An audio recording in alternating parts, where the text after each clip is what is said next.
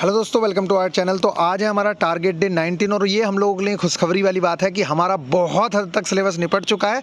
सिर्फ जियोमेट्री और ट्रिग्नोमेट्री रहती है और उसके साथ साथ हमारे कथन निष्कर्ष मतलब जो मेन पोर्शन है वो वाला पोर्शन रहने के बाद बाकी सारा आपका जो सिलेबस है वो निपट चुका है। तो अब हम आ जाएंगे रिवीजन मोड में और आप लोगों को इसीलिए इतनी जल्दी करवाई जा रही थी जिससे कि हम लोग रिवीजन मोड में आ जाएं, क्योंकि रिवीजन ही सब कुछ है।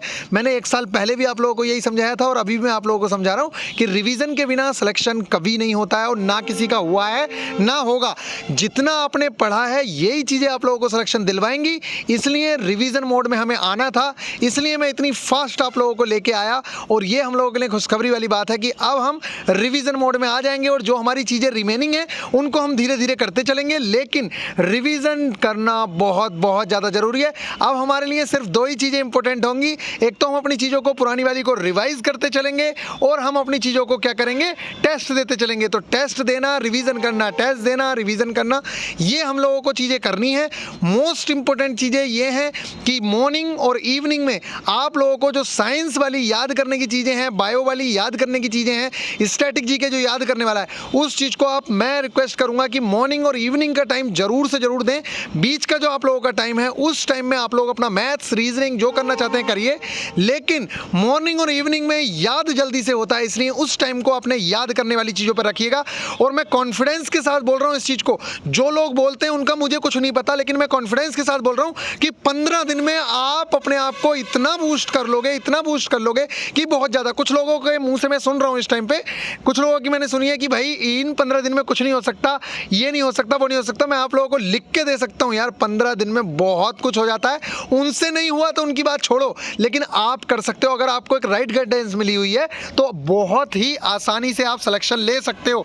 और जो ये कहते हैं ना कि आप 15 दिन में कुछ नहीं कर पाओगे, 10 दिन में कुछ नहीं कर पाओगे, वो आपको डिमोटिवेट कर रहे हैं। और मेरा हरदम आपसे एक ही रिक्वेस्ट रहती है कि हमें हरदम अंतिम सांस तक लड़ना है, साला चाहे जो हो, और अंतिम सांस तक लड़ना है। तो हम लोग अभी से कैसे हार मान जाएं कि हम 15 दिन में कुछ नहीं कर सकते। और दूसरी चीज, कोई किसी के मुंह से हम सुन रहे हैं या कोई कुछ कह रहा है कि भैया अपने आप से पढ़ लो। एक बात बताओ, मैंने कभी मना किया है? किसी ने मना किया कि आप अपने आप से ना पढ़ो? हम तो खुद कहते हैं कि आप अपने आप से पढ़ो, लेकिन अगर कोई बच्चा इस टाइम पे 40 नंबर पे पढ़ा है, 50 नंबर पे पढ़ा है, इसका मतलब क्या है कि उसके पास एक प्रॉपर गाइडेंस नहीं है।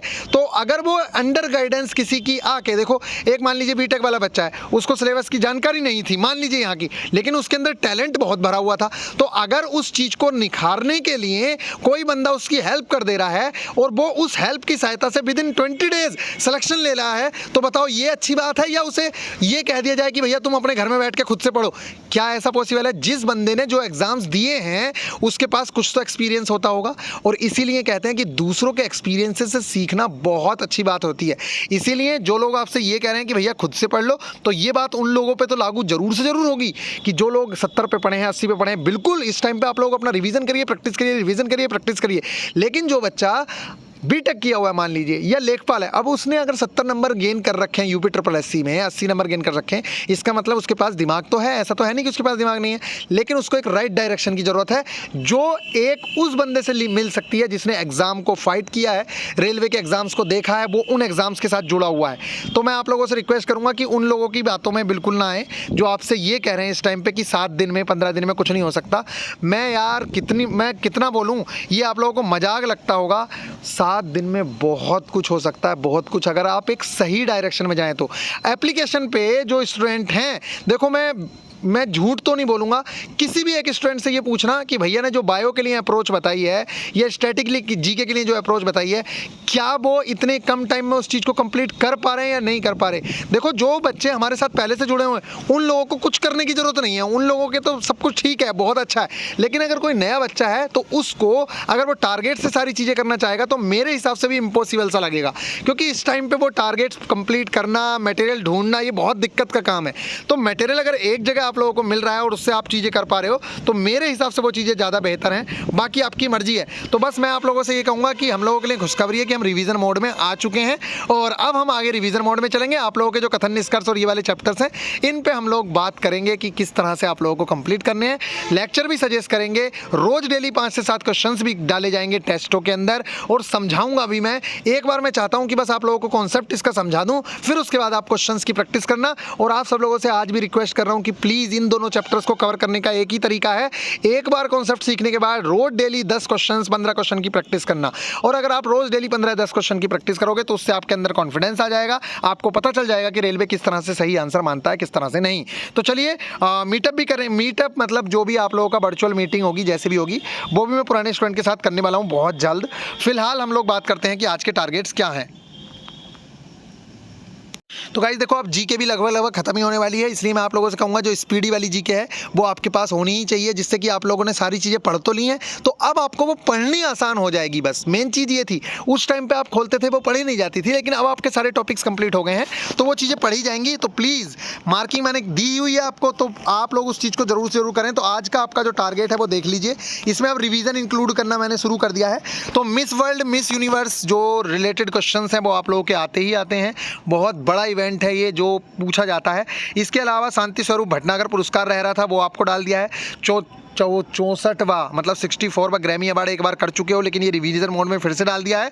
रिमेनिंग मोस्ट इंपोर्टेंट अवार्ड, ये वन लाइनर टाइप के अवार्ड हैं, एक एक लाइन में लिखे हुए हैं, जो बहुत ज़्यादा फेमस नहीं है, लेकिन अवार्ड से क्वेश्चन डालने पे आता है वो। तो एक ही चीज़ मैं बता रहा हूँ आप लोगों को, वैसे तो मोस्ट इंपोर्टेंट और फेमस अवार्ड ही पूछे जाते हैं, लेकिन जब रेलवे को क्वेश्चन डालने होते हैं 100 शिफ्टों में, तो बताओ वो कहाँ से क्वेश्चन उठाएगा। इसलिए वो कहीं से भी क्वेश्चन उठाना शुरू कर देता है, इसलिए आपको ये टॉपिक कंप्लीट करना जरूरी है। नेक्स्ट बात करता हूँ मैं, तो रिमेनिंग मोस्ट इंपोर्टेंट अवार्ड हो गए, और most important award of cricket. Cricket हमारे लिए इंडिया में बहुत बहुत ज़्यादा इंपॉर्टेंट है। क्रिकेट के सारे क्वेश्चंस, चाहे वो रणजी ट्रॉफी से हो, चाहे कोई भी क्वेश्चन हो, क्रिकेट से रिलेटेड सारे, विदर्भा हो, कोई मतलब ये सारे के सारे क्वेश्चंस इतने पूछे जाते हैं कि आप लोग देखोगे जब एग्जाम दोगे तो। इसके अलावा बैडमिंटन, फुटबॉल, हॉकी, इन सब खेलों की जो स्पोर्ट्स के अंदर हम लोगों को अवार्ड दिए गए हैं वो हम लोग करेंगे। इसके अलावा एक नेक्स्ट पेज है खेल परिदृश्य के नाम से। क्या खेल परिदृश्य के नाम से यहाँ पे एक पेज आता है जिसमें खेलों से रिलेटेड कोई भी अगर नया स्टेडियम खुला है, उसका नाम चेंज हुआ है, उनसे रिलेटेड सारी चीज़ें दी गई हैं। तो ये खेल आप आज से नहीं, रेलवे का ये बहुत ज़्यादा पहले से फेमस टॉपिक रहा है। खेल है, जैसे कि स्पोर्ट्स हैं, अवार्ड हैं, नियुक्तियाँ हैं, इसी तरीके से पीरियोडिक टेबल वहाँ पे है। तो ये कुछ टॉपिक, और ह्यूमन से रिलेटेड सिस्टम है बायोलॉजी में, ये कुछ ऐसे टॉपिक्स हैं जो लगातार पूछता रहता है। ठीक है, अब यहाँ पे बात करते हैं इंपॉर्टेंट पीएम राष्ट्रपति रिवीजन। देखो, इंपॉर्टेंट जो पीएम और राष्ट्रपति हैं, इनसे इस तरह का क्वेश्चन आजकल पूछा जाने लगा है कि अपने 7वें राष्ट्रपति कौन थे, या इमरजेंसी लगी तो वो किस पीएम के टाइम पे लगी। तो आप लोगों को पता होना चाहिए कि किस टाइम पे कौन पीएम था, एक मोटा मोटा अंदाज़ा भी होगा आपको, तो आप लोगों को पता चल जाएगा। जैसे पूछ लेता है एपीजे अब्दुल कलाम कब से कब तक प्रधानमंत्री रहे, तो मतलब एक थोड़ा सा अंदाज़ा रहेगा, उसमें 5-5 साल का गैप होगा, तो काफ़ी गैप होता है। तो बस अगर थोड़ा सा भी अंदाज़ा है तो आप लोग अंदाज़ा मार सकते हो कि भाई ठीक है। जैसे अंदाज़ा लगा रहे हैं कि 14 से तो मोदी जी हैं, उससे पहले 10 साल लगभग मनमोहन सिंह जी रहे थे, और उससे पहले कौन रहा था। तो इस तरीके से आप अंदाज़ा लगा सकते हो, तो एक बार अगर पढ़ा हुआ होगा तो अंदाज़ा लगा लोगे। इसके अलावा खेल परिदृश्य का विविध आ गया है, और revision of all important days. देखो, इंपॉर्टेंट डेज से एक क्वेश्चन पूछा जाएगा, इसलिए मैंने वो पेज 2-2 बार प्रोवाइड करा दिया, एक बार कल फिर प्रोवाइड करा दूंगा। उस पेज को रट लो, चाहे जो मन करता है करो, लेकिन वो पेज आपको रटा होना चाहिए, उसकी एक एक डेट रटी होनी चाहिए। पहले मैंने जो मार्किंग वाली चीज़ें दी हैं, पहले उस चीज़ को कंप्लीट कर लो, उसके बाद जो मार्किंग वाली नहीं भी हैं उन चीज़ों को भी कंप्लीट करने की कोशिश करिए, क्योंकि रेलवे जब अपनी पे आता है और जब 100 शिफ्टों में क्वेश्चन रखने पड़ते हैं तो वो कहीं से भी कोई भी डेट उठा के रख देगा। नेक्स्ट है इंपॉर्टेंट आर्टिकल्स। ये भी एक टॉपिक इंपॉर्टेंट हुआ है कि पूछ लेता है स्वतंत्रता का अधिकार किस आर्टिकल के अंदर में है, राष्ट्रपति चुनाव किस आर्टिकल मतलब अनुच्छेद के अंदर वर्णन किया गया है। इस तरह के क्वेश्चंस आप लोगों से पूछे जा सकते हैं। तो कुछ इंपॉर्टेंट आर्टिकल्स हम कंप्लीट करेंगे। साइंस में कार्बन एवं कार्बन के यौगिक, ये बहुत इंपॉर्टेंट टॉपिक होता है। आप लोगों को पता है कि कार्बन के इस दुनिया में सबसे ज़्यादा यौगिक मिलते हैं, शायद मैं सही हूँ, चलो आप लोग बताना कि कार्बन के मिलते हैं किसी और के मिलते हैं। तो कार्बन हमारे लिए बहुत ज़्यादा इंपॉर्टेंट है। हर चीज़ में देख लो आप लोग, सारे एल्केन्स के अंदर आप लोगों को कार्बन मिल जाएगा। ठीक है, गैसेस के अंदर भी देख लो, CO2, PO2, मतलब ज़्यादातर जगह आप लोगों को कार्बन दिखेगा। तो कार्बन के जो यौगिक हैं वो भी बहुत ज़्यादा इंपॉर्टेंट है। चाहे आप लोग देख रहे होगे एसिड्स की बात कर लो, वहाँ पे भी कार्बन दिख जाता है। एल्केन्स की बात करो वहाँ पे भी कार्बन दिख जाएगा, मतलब कार्बन हर जगह आप लोगों को दिखेगा। इसलिए कार्बन के बारे में पढ़ना बहुत ज़्यादा इंपॉर्टेंट हो जाता है। बायो में ह्यूमन वाला पार्ट आपने कंप्लीट किया और इतना ही करना होता है, इससे ज़्यादा करने की जरूरत भी नहीं होती है। स्मार्ट अप्रोचेस के साथ पढ़ोगे तो ये फ़ायदा होगा आप लोगों को कि ज़्यादा ना पढ़ के कम पढ़ के भी आप लोग अच्छे सिलेक्शन और अच्छे मार्क्स ले सकते हो। जंतुओं का वर्गीकरण, देखो एनिमल किंगडम है, इस चैप्टर के बारे में मैं स्पेशली आप लोगों से एक बात बोल रहा हूँ। ये जो चैप्टर है, ये चैप्टर की चीज़ें याद नहीं होंगी आसानी से, और एक बार में याद करने की कोशिश भी मत करना, क्योंकि ये कभी याद नहीं हुआ है, किसी को याद नहीं हुआ है एक बार में, ठीक है। धीरे धीरे पढ़ते रहना। कुछ चीज़ें अगर फंस गई एग्जाम में तो बहुत अच्छी बात है, फंसेंगी तो ज़रूर, लेकिन उसके बावजूद भी क्वेश्चन हो नहीं पाता है, इसका मतलब मैंने ही देखा है। तो अगर आप इसकी प्रैक्टिस करते रहे, बार बार पढ़ते रहे, तो क्वेश्चन अटेम्प्ट कर लोगे। एक क्वेश्चन आता है यहाँ से, ठीक है। और ये वही वाली चीज़ें हैं जैसे आप लोगों को पता होगा समुद्री खीरा किससे बिलोंग करता है, या स्टारफिश, ये जो चीज़ें हैं आप लोगों ने पढ़ी होंगी, तो आप लोग इसे तभी कर पाएंगे। मोनेरा जगत के अंदर कौन आता है, तो ये सारी चीज़ें तभी कर पाओगे जब आप लोगों ने एक बार पढ़ रखा होगा, रिवीजन कर रखा होगा। अब आ जाते हैं क्लास 9th की। ये देखो, इसे मज़े में मत ले लेना, कभी मज़े में लो। क्लास 9th की जो NCERT आपने कंप्लीट की केमिस्ट्री, इस केमिस्ट्री को आप लोगों का कर्तव्य बनता है कि आज आप पूरे दिन केमिस्ट्री के जो चैप्टर्स हैं उनकी जो लास्ट में आओ हमने कितना सीखा से पहले आप एक बार मोटा मोटा देखोगे कि कौन कौन से मेरे टॉपिक्स थे। 4-4 पेजेस के चैप्टर हैं, सिर्फ 4-4 5-5 पेजेस के, और वहाँ से एज इट इज़ क्वेश्चन उठे हुए मिलेंगे NCERT से, ठीक है। तो उसको कंप्लीट करने के बाद आप यहाँ पे आ जाइए ओजोन लेयर और पोल्यूशन एंड ग्रीन हाउस। देखो ये जो चीज़ें हैं 3, ओजोन लेयर, पोल्यूशन और ग्रीन हाउस इफेक्ट, ये ऐसे टॉपिक हैं, ये साइंस के अंदर भी आएंगे, जीके के अंदर भी आएंगे, जहाँ आप मानना चाहो इसे वहाँ मान लो, लेकिन ये इतना इंपॉर्टेंट टॉपिक है कि यहाँ से क्वेश्चन पूछ लेता है वो हर बार, ठीक है। तो ये वाली चीज़ें हम लोग कंप्लीट करेंगे, इसके प्रीवियस ईयर भी मैं आप लोगों को प्रोवाइड कराऊंगा। बात करते हैं मैथ्स की, तो मैथ्स में एरिया वाला चैप्टर आप लोगों ने RS अग्रवाल से कंप्लीट किया। अब आप वॉल्यूम जो है RS अग्रवाल के किस चीज़ से करोगे, वॉल्यूम वाला चैप्टर के एग्जाम्पल करोगे, लेकिन जो एरिया वाला चैप्टर है उसके आप लोग क्वेश्चंस लगाओगे। और मैं आप लोगों से एक बार नहीं बार बार बात बोलता हूँ कि प्लीज़ ज़्यादा क्वेश्चंस के लफड़े में ना फंसें। मैं आप लोगों को प्रोवाइड करवा देता हूँ सिर्फ देखने के लिए कि आप देख लो कि कैसे कैसे क्वेश्चंस आए हैं। सारे क्वेश्चंस करने की ज़रूरत नहीं है, जो क्वेश्चन हो जा रहा है उस क्वेश्चन को आप करते चलिए, जो क्वेश्चन नहीं हो रहा है अभी के लिए उस चीज़ को छोड़िए, और फिर जब आप लोगों के पास लगे कि हाँ भाई अब मेरे पास टाइम है तो अब उन क्वेश्चंस को करिए। पहले एक टाइप का एक क्वेश्चन बनाने की कोशिश करिए, पता चला एक टाइप के तो 20 क्वेश्चन कर लिए, दूसरे टाइप का एक भी क्वेश्चन नहीं किया, तो ये तो बेवकूफ़ी होगी ना। एक टाइप का 1 से 2 क्वेश्चन करिए और फिर उसके बाद नेक्स्ट टाइप के क्वेश्चन करना शुरू करिए। नेक्स्ट है आगे हम प्रैक्टिस ऑफ प्रीवियस चैप्टर्स, इसके अंदर मैंने डाला है प्रैक्टिस ऑफ। देखो अब तक आपने काफ़ी सारे चैप्टर्स कंप्लीट किए हैं, तो प्लीज़ देखो रिवीजन के बिना सिलेक्शन होना नहीं है। ये मैं आज से नहीं पिछले साल से दोहराता आ रहा हूँ, तो आप लोग रिवीजन ज़रूर से ज़रूर करिए अपने पिछले चैप्टर्स का, क्योंकि अब आप लोगों का जो एडवांस मैथ जिसे बोलते हैं कि भैया ट्रिगोनोमेट्री है, जियोमेट्री है, ये वाली चीज़ें आएंगी और ज़्यादा डिफ़िकल्ट नहीं है, बहुत कम चीज़ें करनी होती हैं, ज़्यादा नहीं करनी है। तो प्लीज़ आप लोग घबराएं नहीं, अपनी पुरानी चीज़ों को कंप्लीट कर लीजिए। और नेक्स्ट है रीजनिंग में, तो मैं रीजनिंग में मैंने डाला है मैथमेटिकल रीजनिंग, और मैथमेटिकल रीजनिंग के साथ फिर से वही चीज़ आ गई है कि revision of all chapters concepts.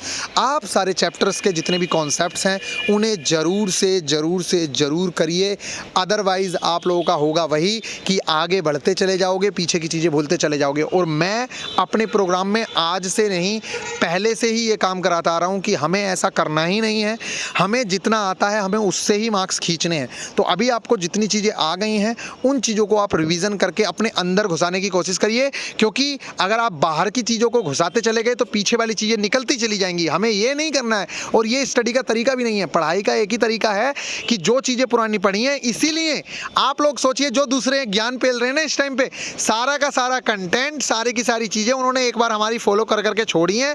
उसके बाद उनसे जब नहीं हो रहा है कि क्या है क्या नहीं है, तब वो लोग अब बकवास करना शुरू कर रहे हैं। अदरवाइज इसी चैनल से सारी चीज़ें उन्होंने सीखी हैं, बोलने का तरीका तक वो यहाँ से सीखे हैं कि मैं किस तरह से हाथ चला रहा हूँ, किस तरह से क्या चीज़ें।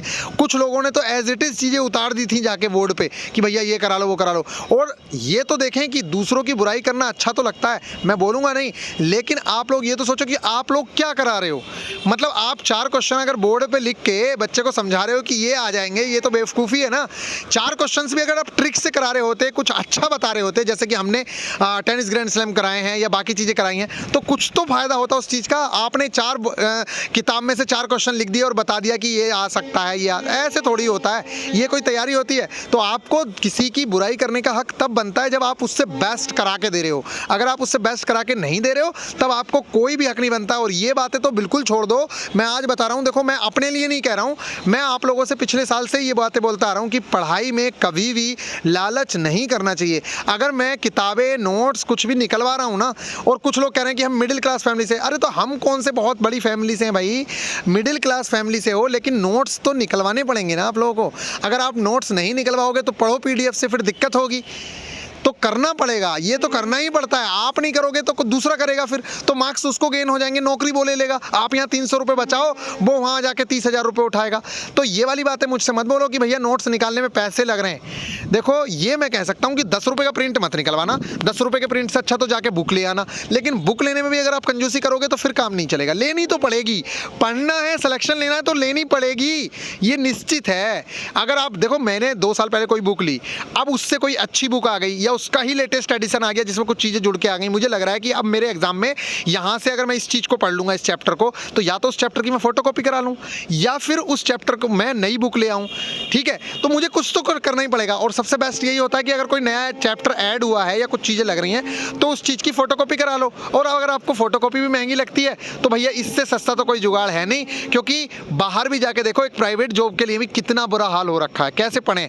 तो अपना रोना ये वाला कि मिडिल क्लास फैमिली से हैं, ये हमारे सामने भी सिचुएशंस थी। मैंने अपनी मोटिवेशनल वाली जो वीडियो है जिस पे 2 लाख के करीब व्यूज़ गए थे अब से 6 महीने पहले, उसमें भी यही बात बताई थी कि हमारे मम्मी पापा एक बार को मना करते थे, लेकिन हमारे दादा को पढ़ाई की वैल्यू पता थी और इसी वजह से उन्होंने अपने चारों बेटों को इतनी अच्छी पोस्टों पर बैठा दिया उस जमाने में भी। मतलब आप विश्वास नहीं करोगे, डिविजनल इंजीनियर रिटायर्ड थे मेरे ताऊ जी भी, मतलब डिविजनल इंजीनियर उस टाइम में। तो आप विश्वास मानिए, पढ़ाई की अगर जमीन बेच के ना, अपनी जमीन बेच के पढ़ाया था उनके, लेकिन उनके बेटे फिर इस लायक हो गए कि उन्होंने पता नहीं कितनी ज़मीनें खरीद दी। तो इस चीज़ को, और ये रोना धोना, ये सब बेकार चीज़ें हैं, कोई सुनने वाला नहीं है आपकी, आपको करना ही पड़ेगा यार, बुक तो लेनी पड़ेंगी। ये किसके सामने रोते रहोगे आप? चलिए मिलेंगे फिर नेक्स्ट वीडियो में, ख्याल रखिएगा। काफ़ी लंबी बात हो गई, लेकिन भैया रोने धोने से चलना नहीं है कुछ भी, इसका सारा कंटेंट आप लोगों को टेलीग्राम पे दे दिया जाएगा।